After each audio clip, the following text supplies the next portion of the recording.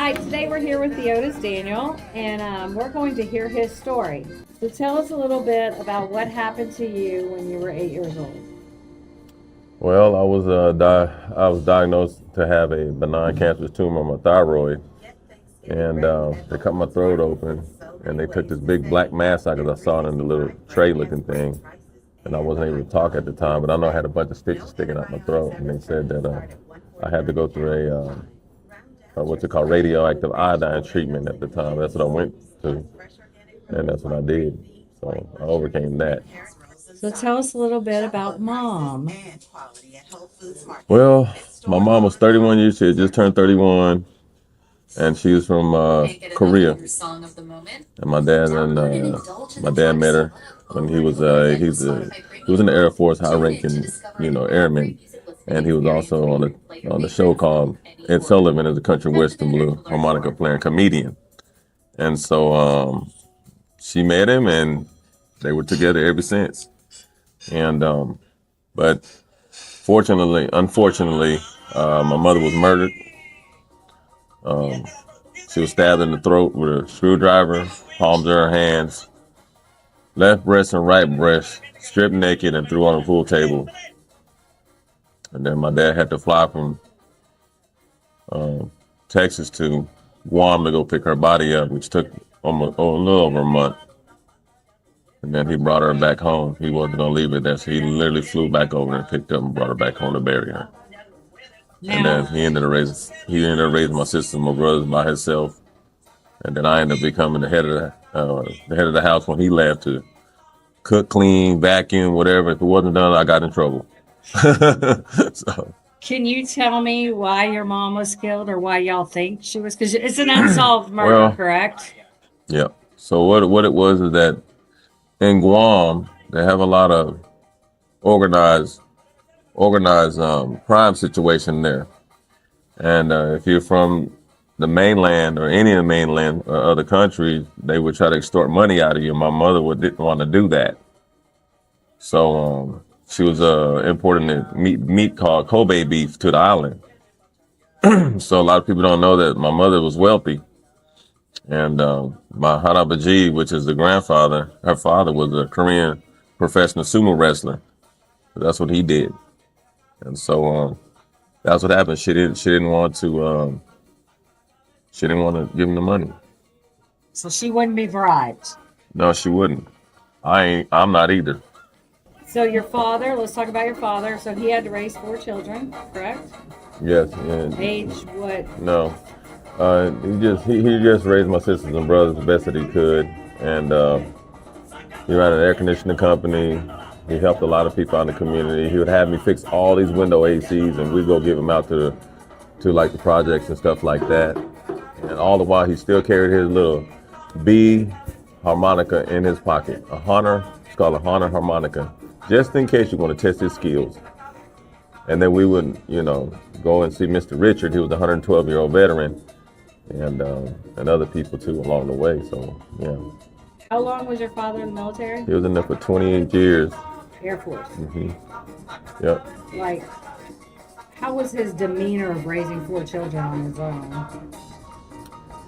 Well, he come from the era of tough love, and considering, him being a man, I mean, he just did the best that he could. And I used to think he was mean and all sometimes, but now that I got older, I really appreciated that. What happened when Hurricane Harvey hit Houston? Well, we found ourselves dealing with a lot of water, I'll tell you that much. And then Channelview, we lost our house. And then we took refuge in the George R. Brown Convention Center. We come back, there was no house. And DeVarge's cancer, we found out he had cancer September 28, 2018. And if you do the math on it, they said the cancer that he has in his body was in there just a little over 30 days. And I think Hurricane Harvey hit August of 27th or 23rd or 4th, one of those. And so the timeline is correct. So when I did the study, let me backtrack. So when I heard the news having people ask what are these barrels on the banks of Channelview over there leaking, it was chemicals that the local municipalities and elected officials were paid to bury that chemical in the bedrock in stainless steel brackish water, which is kind of salty water. And if you go along that channel view there by the ships, all those barges, it says the sign says beware of mercury. It doesn't say dioxide. So one of the paper companies was involved in that. So I'm very upset about it. It's one of the main reasons why I up and jumped and said I was going to run for things instead of suing the county and the city, which I still have the paperwork and I can sue it any day here. And I'd be punishing the taxpayers, and that's not what I wanted to do. I wanted to get in there and fix the problem by being a thorn on their side. So that's what I intend to do. DJ was diagnosed with cancer. What did that do to your family? Because you are also a single father.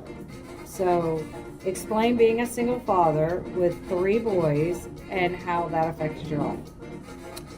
It affected our lives tremendously. At the time I was kind of halfway with the mother at the time, but it just pretty much split us all the way apart because I was pretty much being blamed for not being able to fix it. Because I could fix anything, but Daddy couldn't fix this. And I used to just beat my brains at that to figure out what can I do with these 5 months to live. I just couldn't believe it. You never would think when a doctor take you in a little bitty room, but now I know now. They ask me to go in a little room, I don't want to go in there because they're going to tell you something I don't want to hear. So the doctor says, well, you're going to have to pray. I'm thinking to myself, boy, I haven't prayed in a while, but I guess I better get and doing it. So I got to praying and called other folks, and all the prayer warriors from around the world started, and every denomination started praying for him. And then the doctor came and told us about Cardinals medicine had a experimental medicine that they've been looking for a child to use to see what's going to happen. And other parents didn't want to do it. Well, I said, look, you said I had 5 months to live, and I've got to make the hardest decision of my life. And I sat there and thought about it for a minute. I said, you know what? I said, Doc, can you give me more than 5 months, maybe 10 more minutes, more than 5 months? I said, something better than nothing. He said, well, I'm sure you probably can get more than that. We just don't know what. I said, what's the mortality rate on this medicine? They were like, we don't know. We just know that the cancers respond to it on the beaker, on that little tray thing. Signed the paperwork, then I found myself, they wanted blood from me, and they were saying that there's some kind of gene I have in my I guess my blood or something that fights this cancer up till stage 3, because he never showed any signs until that point. And so I let them take it, and I mean, pretty much since then, he's the one that's saving kids all around the world with the decision that I had made. I mean, there's kids and adults being saved all around the world because of the results that he's getting from this medicine.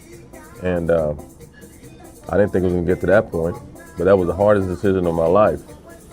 Just like this Congressional District 18 and being in a position to make decisions, you have to be able to make the toughest decision that's in the best interest of the people. And sometimes you got to roll the dice. And you have to make those tough choices for the best results. Can you talk a little bit about the cancer clusters in TX18? Well, you got 3rd Ward, 5th Ward, Cashman Garden. You got City Gas. You've got anything that's pretty much east. Anything along the Union Pacific. Those rail ties are coated too with the very cancer-causing coating on the top of it. And then you have chemicals that's been dripping off of their dioxin, especially, that's been going into the groundwater and everything else. And they've never been able to get that under control. Nobody ever brought that up. So I'm questioning why the county attorney never filed a lawsuit against these companies that's been having these chemicals pulled along these railways and transported and been leaking everywhere. So where were they at? Where are they at? Because if you'd have done what you were supposed to do, maybe my son wouldn't be going through this fighting for his life for 6.5 years, me having all this emotional, mental trauma dealing with this, and now I've overcome it to where we've turned it into something positive. So, where were all these elected officials at the time? You had your time to fix the problem and address it. Don't come in and addressing it during this election because you had plenty of time before. And that really burns me up. That really pisses me off, actually. I'm going to tell you right now, it really makes me pretty dang mad because now it's a matter of importance, but you're not the one sitting here dealing with it. we're one of hundreds of thousands of parents that's going through this with their children. They didn't deserve this because you want to fill your pockets up and get fat rich, like a fat rat with some cheese. This is not it. This is the turning point. This is the turning point. When people don't deserve to have people and just think about their constituents or their donors or their friends in this life of ours. You know, we're supposed to take care of each other. So we're at the turning point, and we're gonna give it to them. Anybody else running in TX18 is going to do anything for the cancer clustering and the chemicals that, because I'm going to tell you, as somebody in Montgomery County, I had no idea this existed until I met you. So it's not in the news media, it's not out there. So I need you to explain, is anybody else going to do anything? No, I don't think so. You know why? Because if you ran before several times, why didn't you bring it up?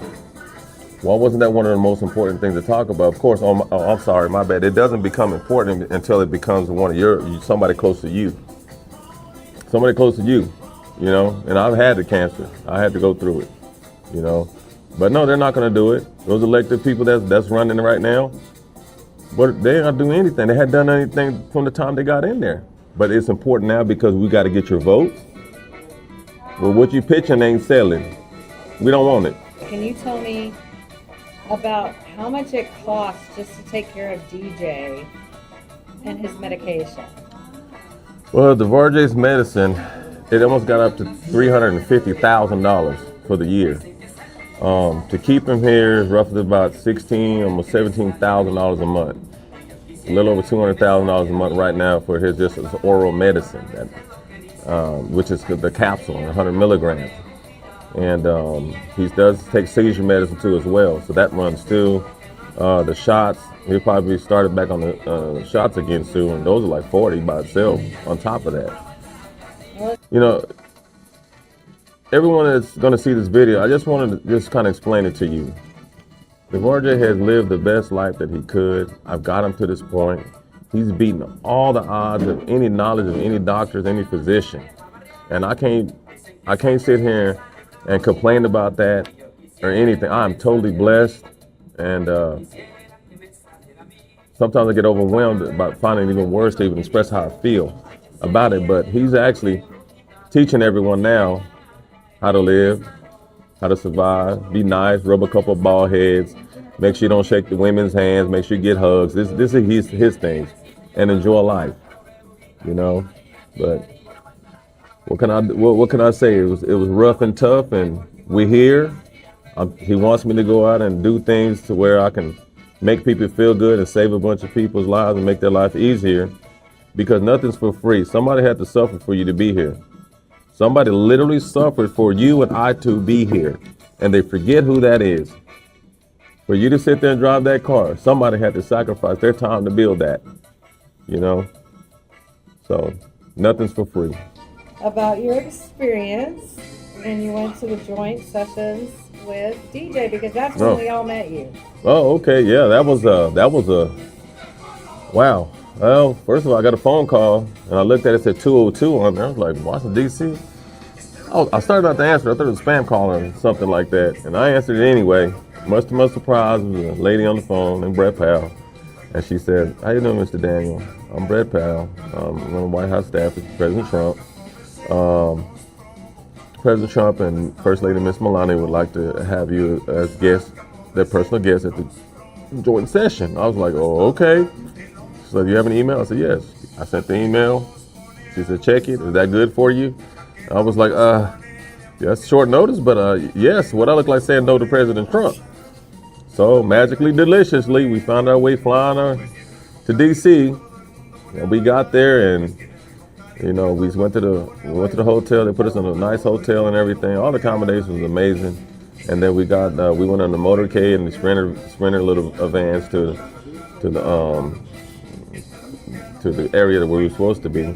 And then from there, we all got to know each other. Lincoln Riley's mother and sisters, and Johnson Nungray's mother and her father, which I thought her dad was her boyfriend, and she was like, no, started laughing, and she was like, that's my dad. I said, dang, he don't even look that old. And then Jason, of course, he's the one that wanted to go to West Point. President Trump said that, your application's already been been accepted. It's got Donald J. Trump on it. And then you have the mother that was waiting for her son to be freed as a hostage, 90-something years old. I saw her, but in the wheelchair, but I didn't know who she was. And then when the girl that had the brain damage from the volleyball, playing with a transgender dude that wanted to play in women's sports. So I saw her and a host of other folks too, like Mr. Ortiz that got into a shootout with the cartel at the border. It was a lot of people. Oh, the girl that was being cyberbullied in McAllen, Texas. And they made a bully app and was getting on her and stuff like that. What it felt like the moment that DJ was given that Secret Service, what it was like for you? For me, it was a speechless type of moment. As a matter of fact, DJ, come here. RJ, come here real quick. We'll do it this way. Come around here. So when President Trump, come right here. When President Trump said that he was making you Secret Service, what was your reaction? And I was like this, what's going on? So they all knew, but we didn't know. And that it was very clear that y'all didn't know, because when you watch the video, he has tears in his eyes. He's got 13-year-old tears in his eyes, not tears like me. Yeah. So you could tell you guys didn't know, but it was incredible to watch, and I am so blessed to have a president that did that for him, and I'm so blessed to got to meet y'all because of it, because I would have never met you. Oh yeah, well I picked him up because when everybody was standing up clapping, he just disappeared.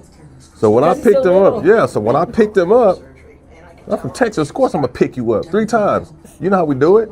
I picked him up and I almost dropped him. That's why I was struggling. That's why I said, oh my God, if I drop him, boy, this is going to be forever. So I put him back down, adjusted, and I picked him up again. And that's when he was sitting there doing like this. And then Mr. Kieran was trying to talk to him and gave him his creds. And then he leaned over and he jumped and gave him a hug. I said, Mr. Kieran, I'm going to let him go. He's kind of heavy. He said, I got him. When I let him go, I said, I told you it was heavy. And then that hug was made Mr. Kieran cry, and Cash Patel's right here over my right shoulder. Mr. Elon Musk was right here directly to my left here. And Miss Melania was right here in the row in front of me.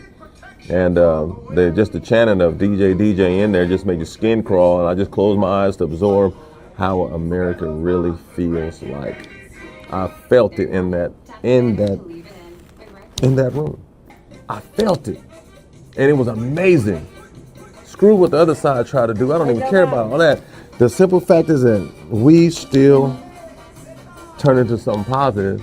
But how did we go from the most loved to the most hated at the same time? It just happened that way. Because you do obviously have a love for this country, and you obviously felt that in that room, regardless of what you were feeling from the haters.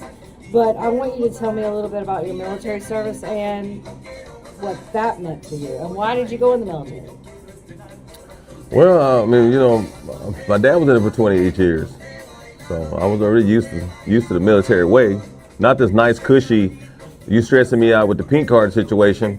We're not talking about that later. But anyway, I'm not in the business of apologizing for getting on your bumper. But, I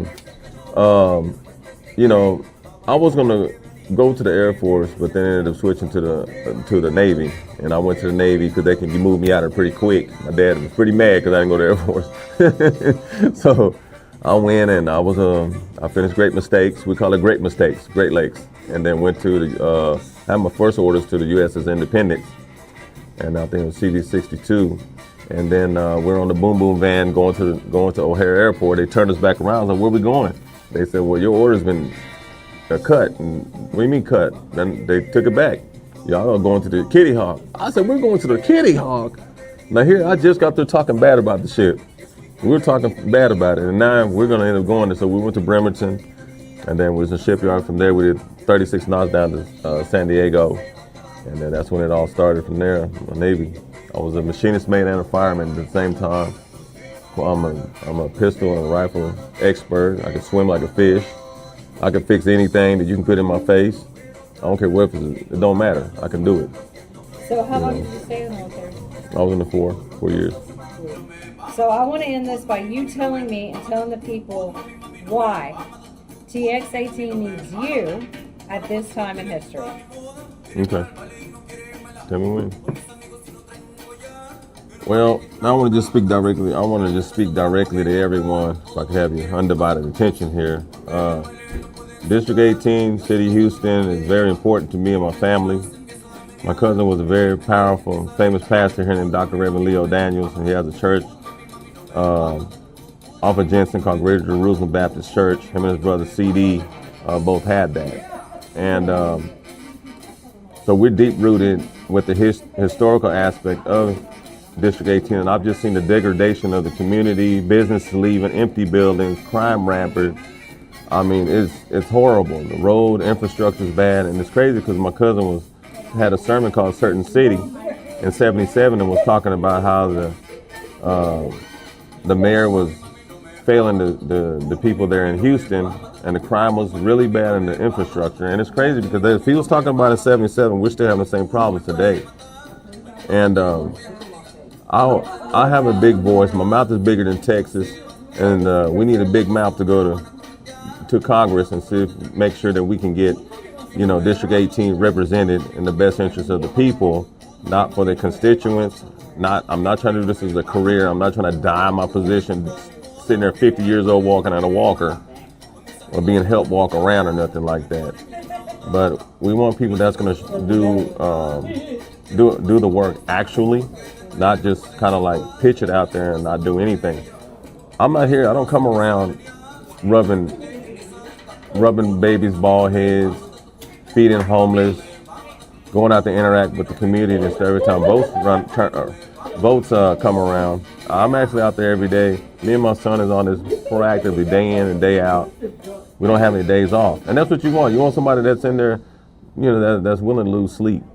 The luxury of sleep to get things done. I can't go to sleep when we got stuff to do, and so I will definitely put my all into making sure that District 18 is uplifted into the greatest potential that it has, and it should be, being it's been neglected for a long time.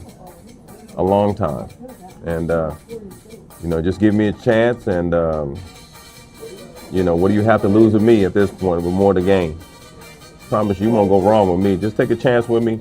You'll see. I'm not a career politician. I have a term limit set for myself, and I just want what's best for you, because at the end of the day, I live there.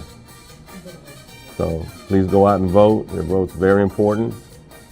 I know sometimes you think your vote's not important or just doesn't count, but it does. It does at the polls. So please go out and vote. Not for me, vote for somebody. Just don't waste the vote. I prefer you vote for me, but whichever way you want to go. So we definitely appreciate you, and we'll see you at the polls.